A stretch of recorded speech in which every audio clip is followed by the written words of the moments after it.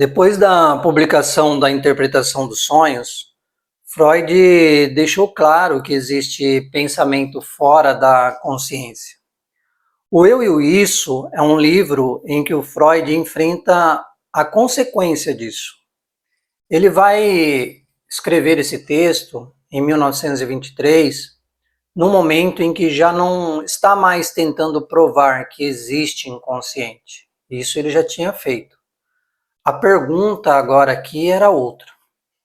Se existe um pensamento fora da consciência, quem é esse eu que acredita decidir tudo?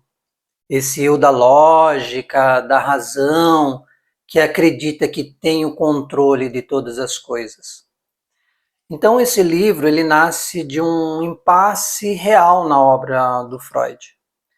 A primeira teoria dele já não dava mais conta de explicar certos fenômenos que ele estava percebendo na clínica, especialmente os casos de repetição, a culpa excessiva e o sofrimento que persiste mesmo quando a pessoa entende. Então trouxe para a consciência, a pessoa já sabe de tudo aquilo e mesmo assim repete. Freud percebe que não basta falar em consciente e consciência. Era preciso reorganizar o modo de pensar o aparelho psíquico. É aqui que o Freud vai propor esta segunda tópica. Ele reorganiza o funcionamento psíquico em três instâncias: isso, eu e supereu. Não para complicar a sua teoria, mas para explicar por que o conflito ele continua mesmo quando você compreende o que está acontecendo. Esse texto, o eu e o isso, o Freud chama de isso aquilo que já estava em movimento antes do eu se organizar. Não é uma parte escondida da mente. É um nome que o Freud está dando para as forças psíquicas pulsionais que já estão ativas desde o início da vida. Então é como se isso, né, já viesse nas primeiras fases da vida. Então o eu para o Freud, ele não nasce pronto, ele se forma pouco a pouco, tentando dar forma a essas forças e lidar com a realidade. É como se fosse uma camada sobre esse isso, nasce a partir do isso. Por exemplo, um bebê, ele sente fome ou chora, não há uma decisão consciente ali, há apenas impulsos. Então, aos poucos, com a resposta de quem cuida, começa a se formar uma organização. Então, em contato com essa realidade externa, começa a se organizar essas forças psíquicas. Essa organização é o início do eu. E aí vem a primeira ruptura. O eu não é o centro da vida psíquica. Ele surge tentando organizar algo que já estava em movimento.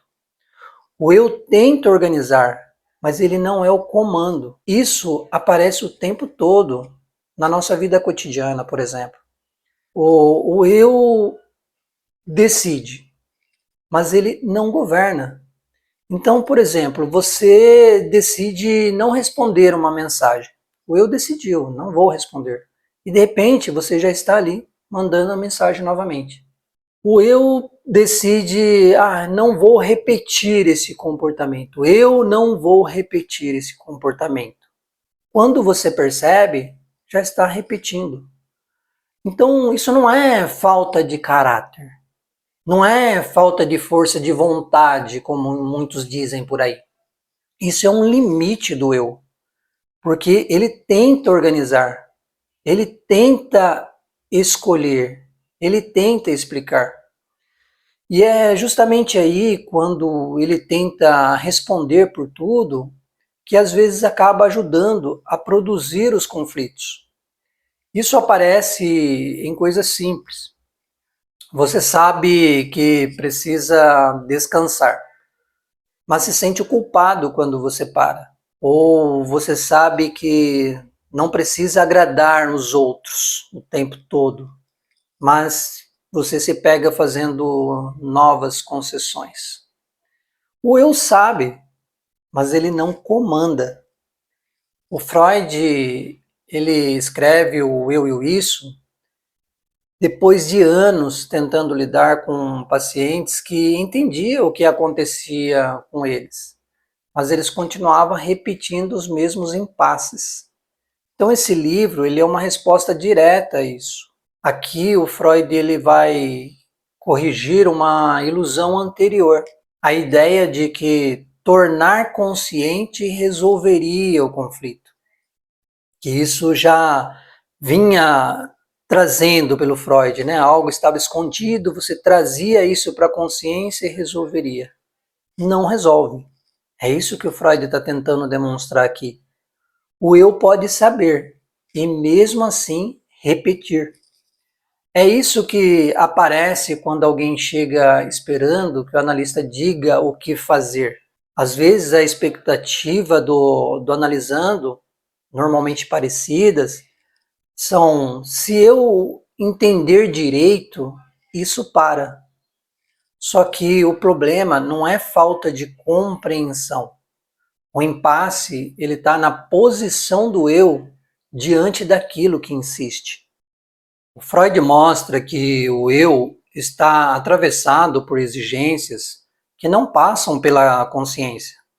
Ele é pressionado pelo isso, ele é cobrado pelo supereu e ele ainda precisa lidar com a realidade.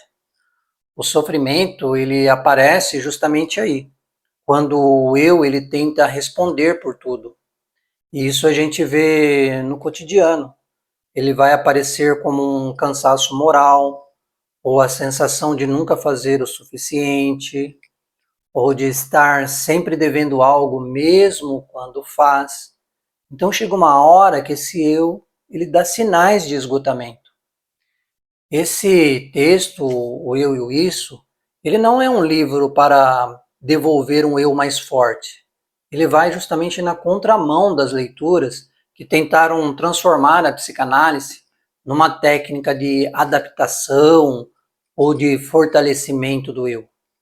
O Freud demonstrou que reforçar o eu não resolve o conflito, só mascara o ponto onde ele falha. Por isso esse livro incomoda tanto. Ele desmonta a fantasia de controle e com isso muda a noção de responsabilidade, por exemplo. Porque a responsabilidade não é mandar em tudo, comandar tudo. A responsabilidade é responder por algo que não se domina completamente. Se você for ler esse livro esperando técnicas de autocontrole, ele frustra.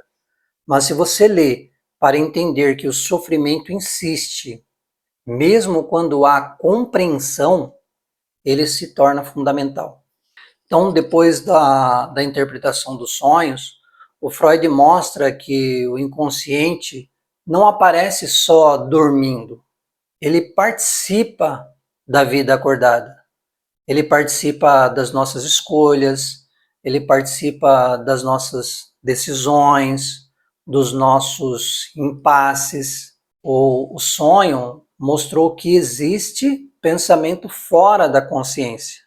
O texto O Eu e o Isso, ele mostra que esse pensamento ele participa da nossa vida cotidiana. Por isso esse livro não é uma teoria da personalidade, ele é uma chave clínica. Ele vai ensinar a escutar o que aparece quando o eu falha, justamente nessas rupturas, nesses cansaços. Ele vai te ensinar a escutar o que está por trás disso. Quando a explicação não fecha, quando a promessa não se cumpre. Então, Freud não te devolve um eu mais forte, ele devolve uma escuta mais precisa. E isso muda completamente a nossa forma para ouvir alguém na clínica. E aos poucos também muda a forma de ouvir a nós mesmos. Uma boa leitura.